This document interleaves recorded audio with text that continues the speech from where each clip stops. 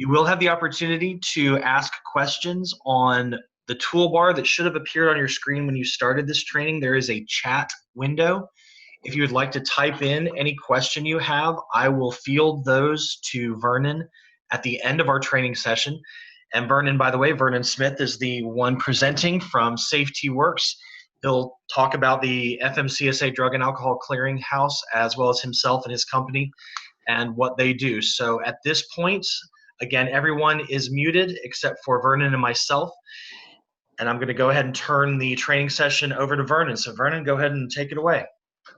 Thank you very much, Nathan, and welcome everyone. What we're going to do today is talk about the Federal Motor Carrier Safety Administration Clearinghouse, what it is, how it came into being, why it's there, and how you operate within it. On your screen, you should see my information there as to who I am and what I've been involved in. I think I was around to do the testing when NOAA landed, so I've been around a while.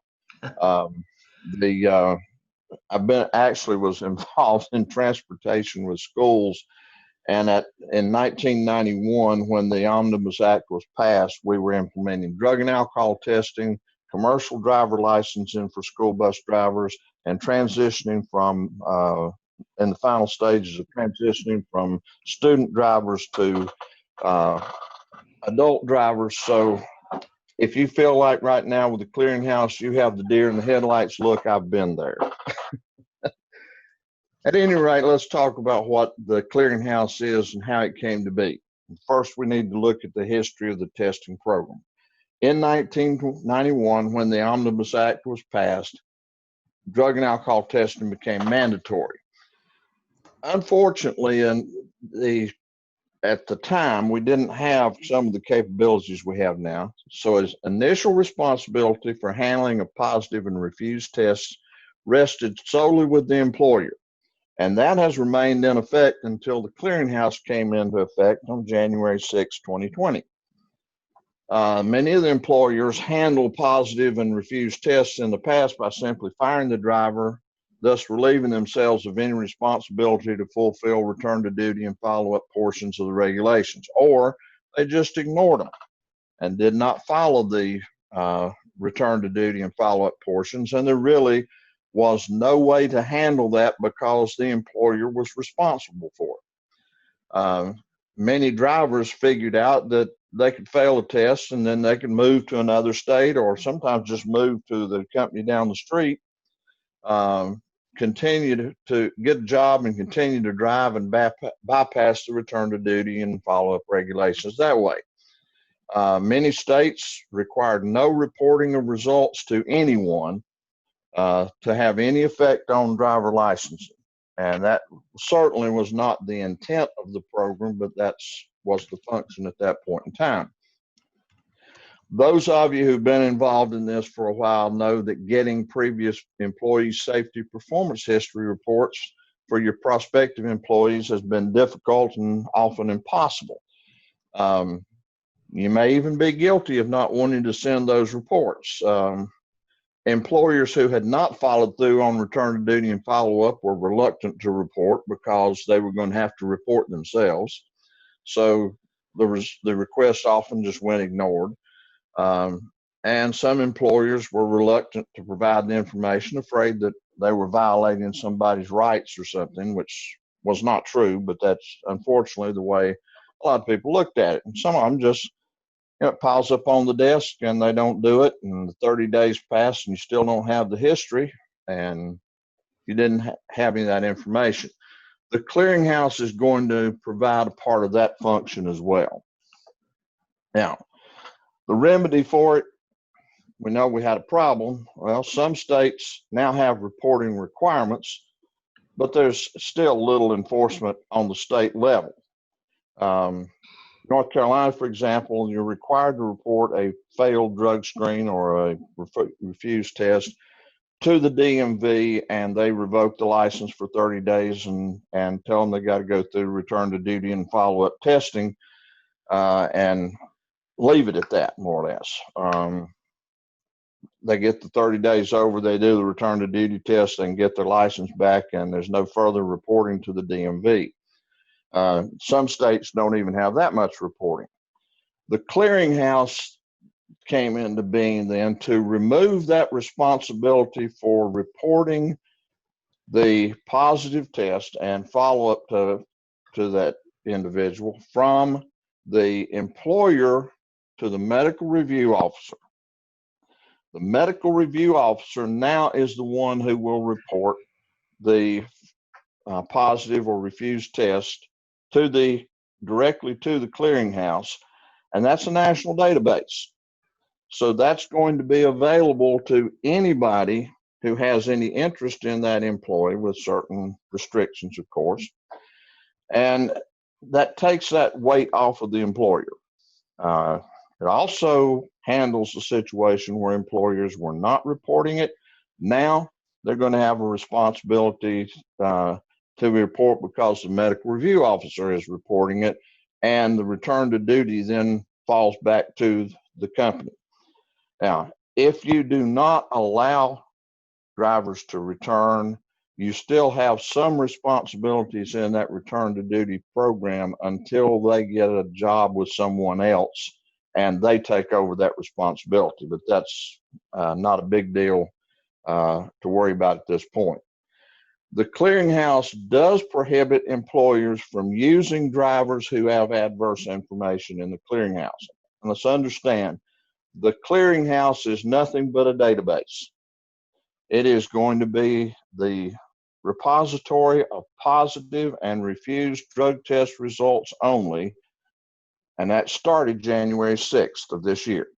So previous failed tests, all the way back to January 5th even, were not reported and will not be reported in the clearinghouse. It comes into effect January 6th. So now, when they have a positive result, the medical review officer or his assistant must report it to the clearinghouse within 2 days of the verification of the result. That is automatically uploaded, and then that driver is shown as prohibited in the clearinghouse, meaning he's prohibited from actually performing any safety-sensitive duty that's covered under Federal Motor Carrier Safety Administration regulations.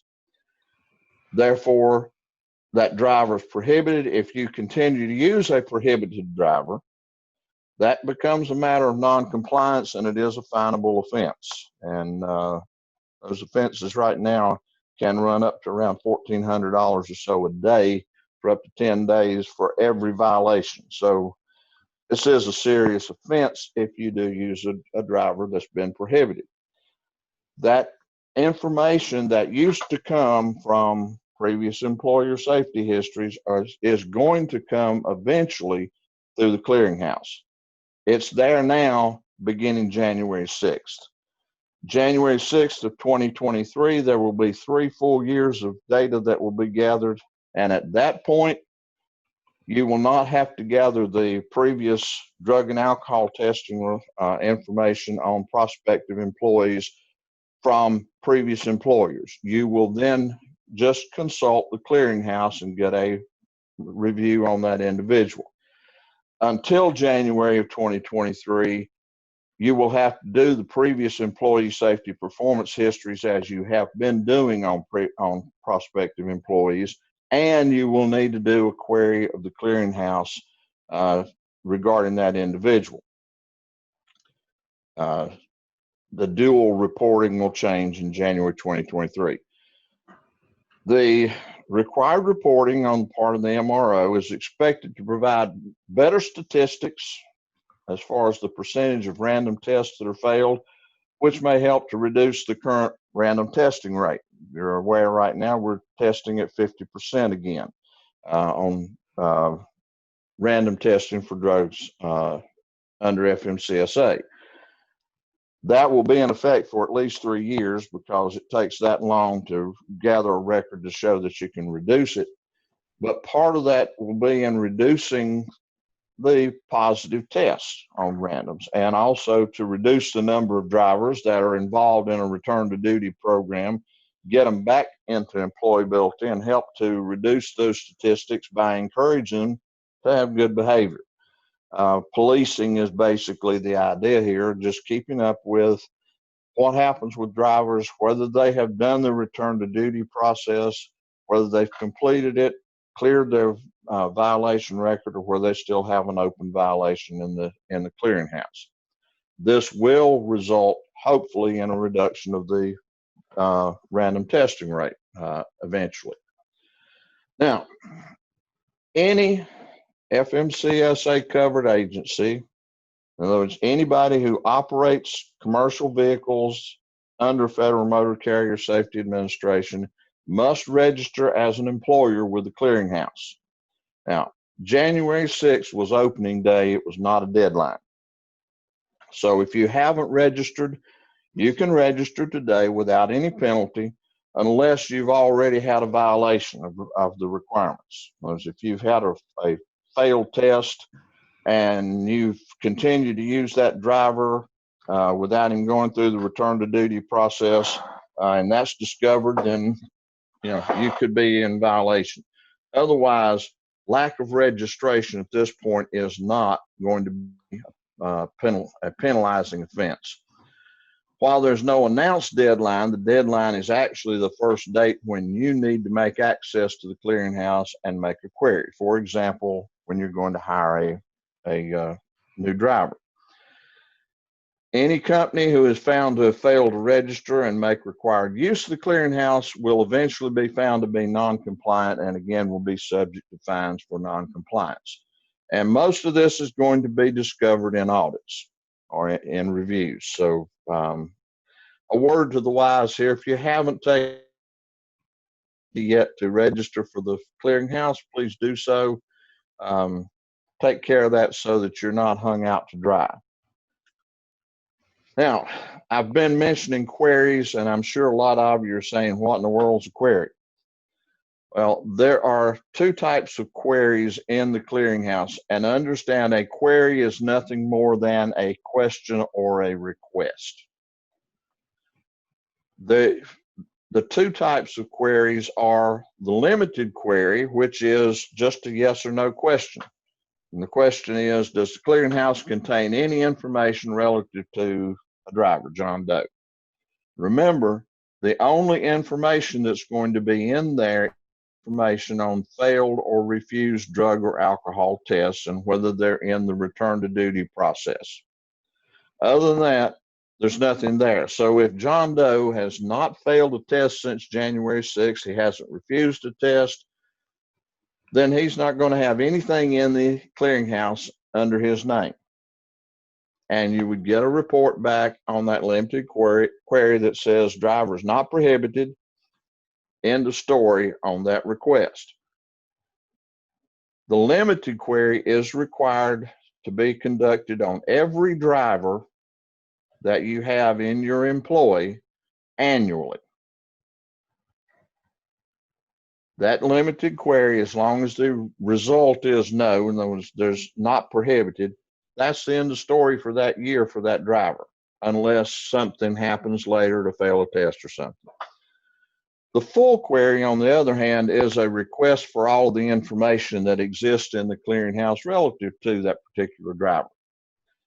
The queries cost the same. They're $1.25 each, regardless of the type of query, unless you are one of those few in the nation who can take advantage of the unlimited plan, which I think is $24,000, and you would need to conduct 19,000 and some number of queries in a year to make it work for you. So most everybody's going to be on the flat rate of $1.25.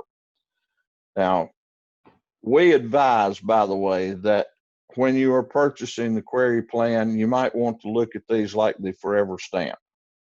You can go to the post office, buy the forever stamp today for 55 cents or whatever the postage rate is. And if 2 years from now you still have that stamp and you want to send a letter, even if it's 75 cents for postage, then you can put that stamp you bought for 55 cents on that envelope and send it out.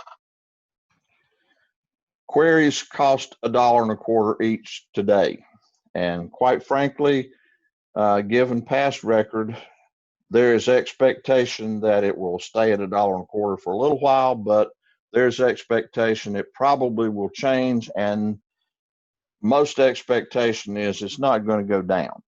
It would increase, because this actually pays for the operation of the clearinghouse.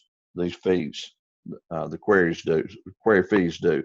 So expect them to go up as changes take place that cause the cost to go up. So you might want to look at purchasing enough for 2 or 3 years at least at a time, so you don't have to go back in and buy more queries right away, and you can kind of bank them and save a little money. Now, you do have to do a limited query for every driver every calendar year starting with 2020. You have to do a full query for each prospective employee prior to commencement of DOT safety sensitive work, just as you do the pre-employment drug screen right now. In fact, we recommend that the drug screen and the full query be done at basically the same time. Let's ask for the query and do the pre-employment drug screen at the same time. The drug screen is going to take a couple of days to come back. If everything gets coordinated well, the report on the full query will be back in just a matter of a few minutes once all the I's are dotted and T's are crossed. Now, a full query also must be conducted on each driver whose limited query result is driver prohibited. And this has to be done within 24 hours of receipt of that information. So if you do your limited queries and it comes back, you got 20 drivers and 19 of them are not prohibited, but John Doe is a driver who is prohibited, you have to go to John Doe and say, we've got to get a full query from you, and we have to have it, we have to make this request within 24 hours. And oh, by the way, you have to stand down from driving until we get that result back and find out what's going on. Now, limited queries, the queries that you do annually, can be conducted just with written consent from the driver. This consent agreement can even be worded so that consent is effective for as long as the driver is employed. So it's signed one time, and limited queries can be done every year as long as he remains employed there. Full queries, which are the queries that must be done when you are doing pre-employment and also when you have a driver who comes back as prohibited. The full query requires electronic consent from the driver, which is given via the driver's account in the clearinghouse. And each full query requires separate consent. Now, let me digress a little from what we're saying here. I think it's going to come up later, but I've brought up something here. I want to make sure you understand. Not all drivers have to have a driver account. The only drivers who are required to have an account are those who must respond to a full query request.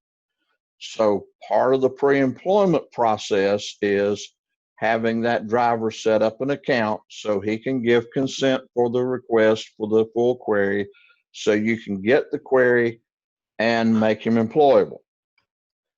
A driver who is returned as prohibited must also set up an account so he can answer the request for the full query. So the only drivers required to have an account are those who have to respond to a full query request.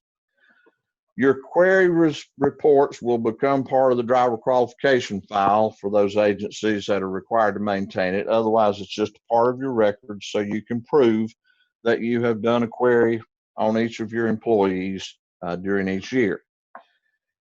Any company who is in possession of a query report that indicates a driver is prohibited from operating a commercial vehicle, who then allows that driver to continue to operate, will be in violation of federal motor carrier regulations and will be subject to non-compliance fines and possible shutdown for repeated offenses.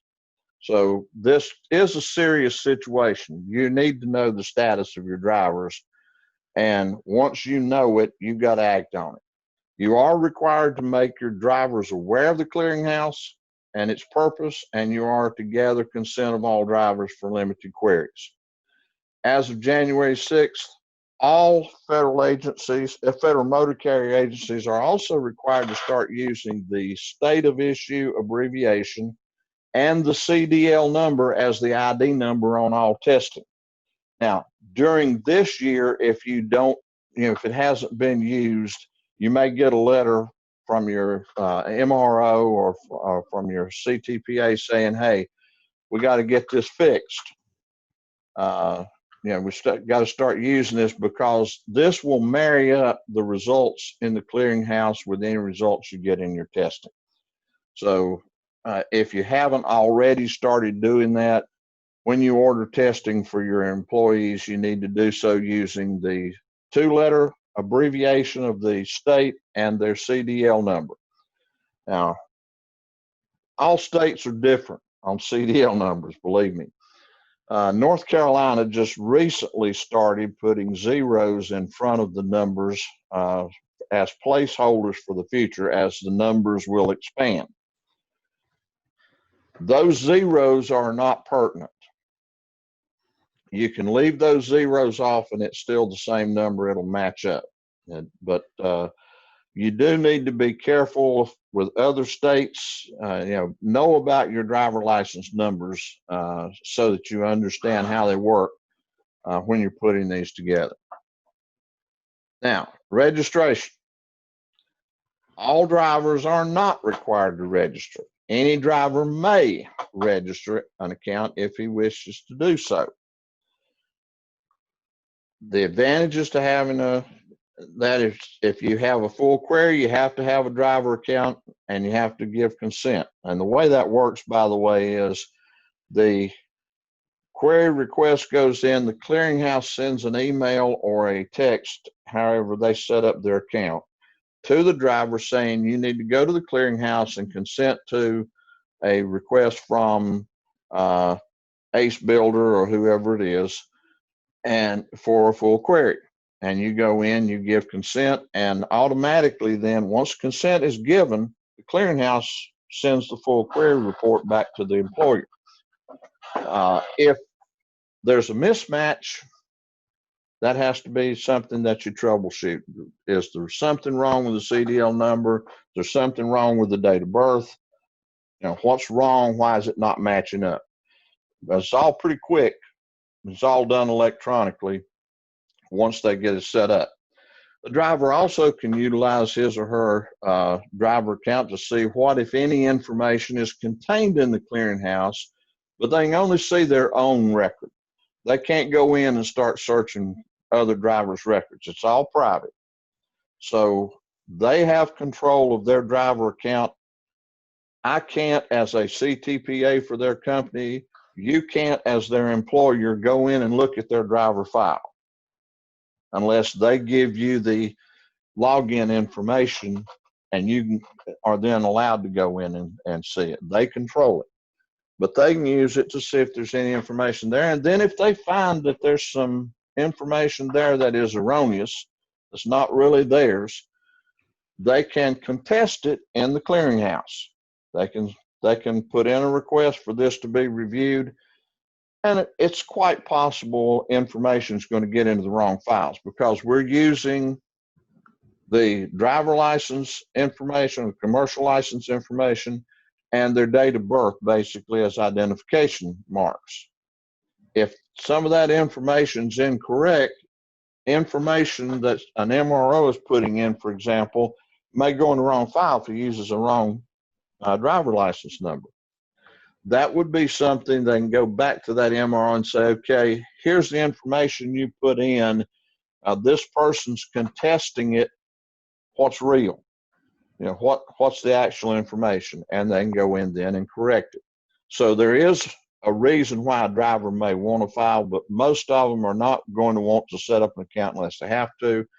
And only those who have to respond to a full query request have to have an account. Now, as far as the company is concerned, you do have to register. You register as an employer, and then you work from there to complete your registration. Drivers must provide written consent to the conduct of limited queries. That is done on paper. Failure to provide written consent when they're requested to do so will disqualify the driver for that employer until consent is provided. Now, that doesn't mean if you haven't asked for them to consent to the queries yet that all of your drivers are disqualified. But once you ask for that query, for that right to conduct the limited queries, if they fail to provide it to you, in other words, if they say, I'm not going to sign this, then they just took themselves out of work until they do provide it. So they do have to provide the written consent. They have an option, yes or no. Yes, you get to work. No, you don't. I mean, that's basically it. For those who have to provide electronic consent for a full query, once that is requested, they have to provide the consent for the full query relative to a pre-employment test or other the driver is unemployable for that employer. Even though he's passed his drug screen, if he has not given consent for the full query and that full query report has not been received, that driver can't go to work. Now, if they fail to provide electronic consent for a full query that's required because a driver prohibited query result came in, that driver is prohibited from driving for all federal motor carrier safety employers until consent is granted and the driver's prohibited state is changed to not prohibited. In other words, he contests the information or he complies with whatever it is that he has to comply with. Now, participation in queries. The driver has no responsibility in the clearinghouse after they consent to having the limited queries drawn. They have no responsibility in the clearinghouse until they have an alcohol or drug violation, or when a limited query indicates there's information about them in the clearinghouse. Then it's when they'll have to have an account.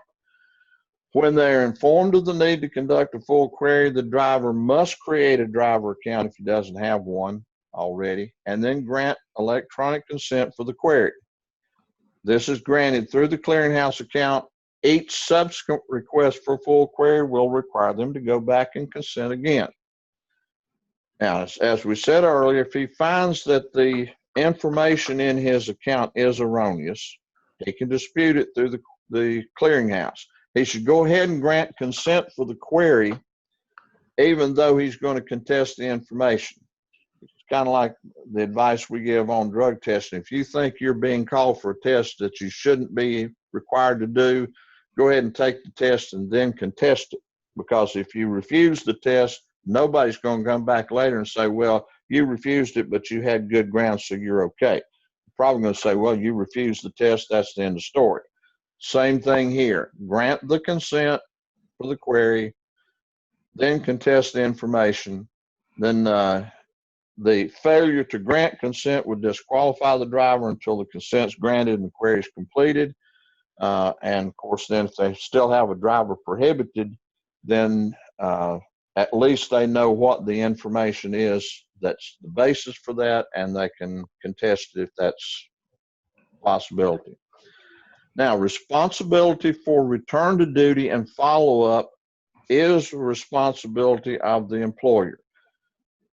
What happens is, for a driver, when they fail a test, they will have to, or will be directed to go to the clearinghouse and select a substance abuse professional who's going to design their return to work program, and that'll be all done through the clearinghouse.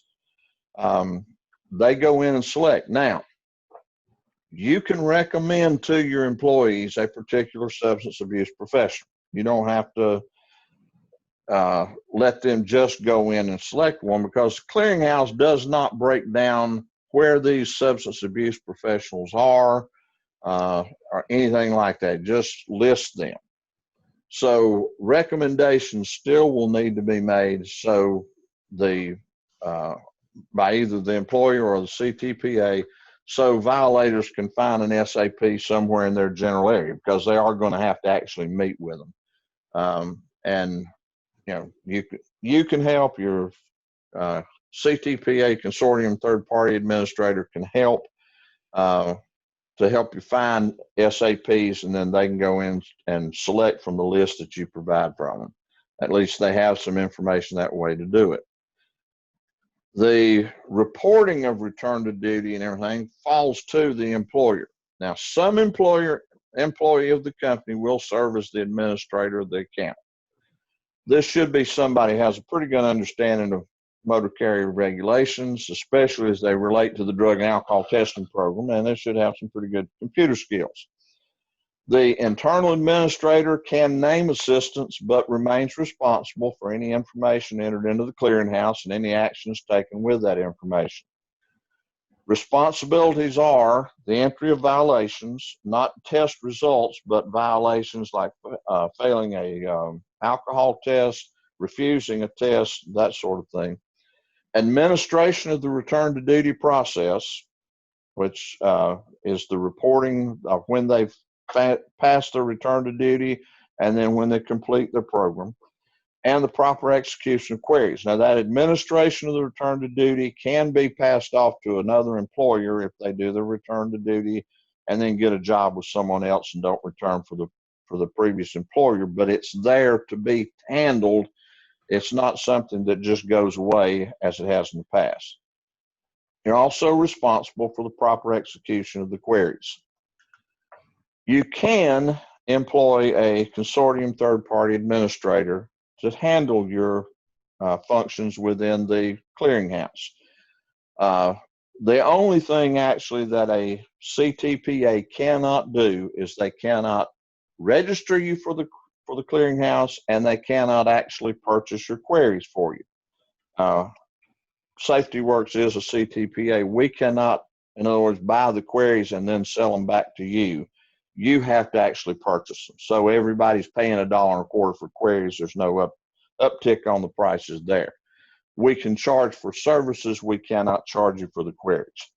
But you can, once you register and purchase a query plan, you can turn everything over to a CTPA, and you have nothing to do after that other than help to gather the driver information to set it up in the first place, and then after that to receive query reports and file them properly. This process of using a CTPA will minimize the company administrator's actual time involvement with the clearinghouse. It can get to be rather involved, especially once you have a positive result or refused result or any violation that you're having to deal with.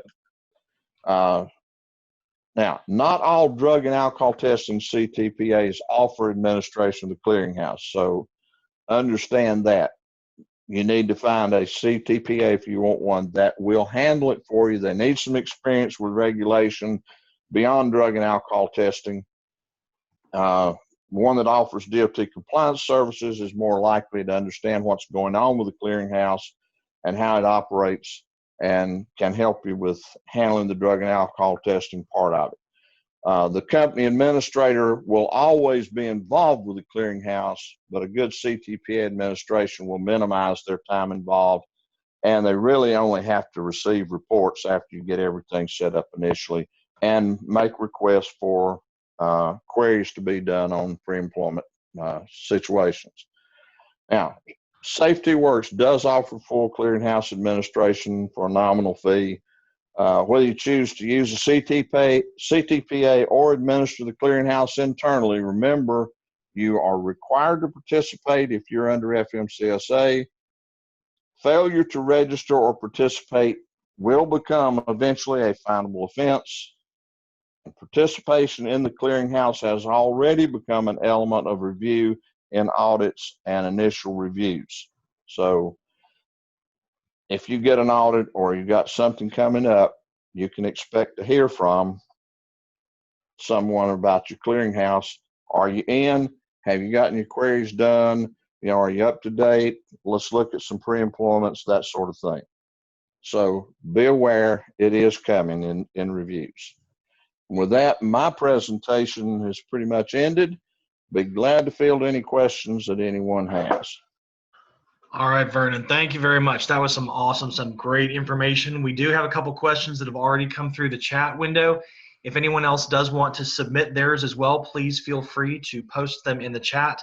I will go ahead and answer the first question that was asked at the beginning, and that was, will this presentation be made available afterwards? And the answer is yes. A video has been taken, or a recording has been taken of this presentation, and it will be posted most likely by tomorrow afternoon.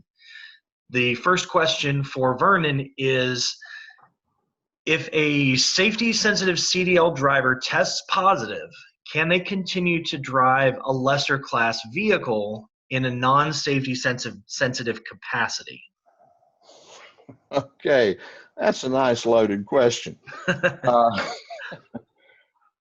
right, if a CDL driver tests positive, all right, they go into the return to duty process and everything.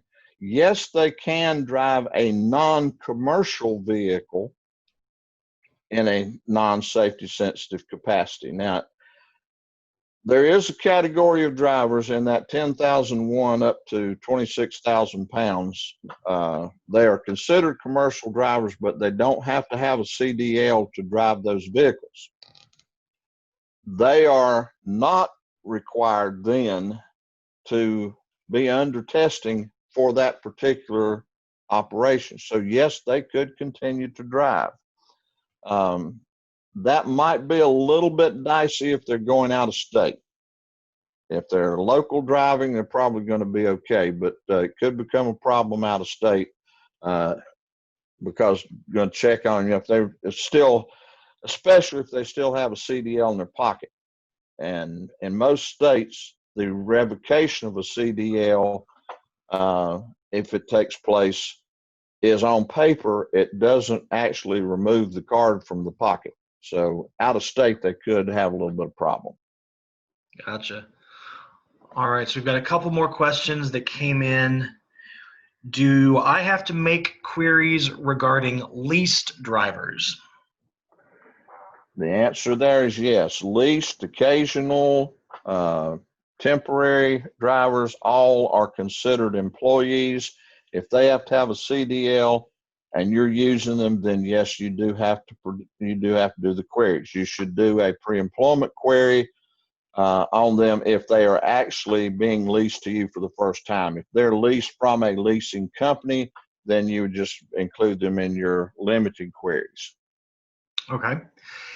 If someone is a single owner operator, do they have to run queries on themselves? No, they are required to use a CTPA for that purpose. Single owner operators and owners of companies who are also drivers are required to use the CTPA. They can't run the queries on themselves. Okay. That's kind of the fox running the hen house. Right. Okay. Last question, unless we get some more through the chat window. Am I not already in the clearinghouse because I have an FMCSA portal account and a US DOT authority number? And so they're asking, are they already in the clearinghouse if they have a portal account or a US DOT authority number? The portal accounts can be used to link up to the clearinghouse, and the US DOT number can be used in registration. Actually, we kind of advise not to use those because there are some glitches that are occurring there. But the only way you are registered in the clearinghouse is if you have registered since January 6th. And have actually registered in the FMCSA Clearinghouse. This is new. It has nothing to do with having had a portal account or have been in drug and alcohol testing or anything else. It is required of all FMCSA agencies, and registration started January 6th. It didn't exist before then. Therefore, you could not have been automatically recorded in anything. All right, well, that wraps up the questions that came through the chat window. Again, thank you everyone for coming and joining us and participating. Thank you especially Vernon and Safe-T-Works for providing this great information. Once again, all of this has been recorded and all of it will be posted. We'll also send out a copy. If Vernon says it's okay, we'll send out a copy of the PowerPoint in a PDF format to people to read and review. And if you have any other questions, please feel free to ask you. And we do have some more webinars that are going to be coming up a little bit later. We're going to try and do about one a month. We have one on respiratory protection coming up in a little while, and then a few others. Again, just keep an eye on your email and you'll see them just like you have the last few we've done. So once more, thank you all very much. Be safe and stay healthy out there.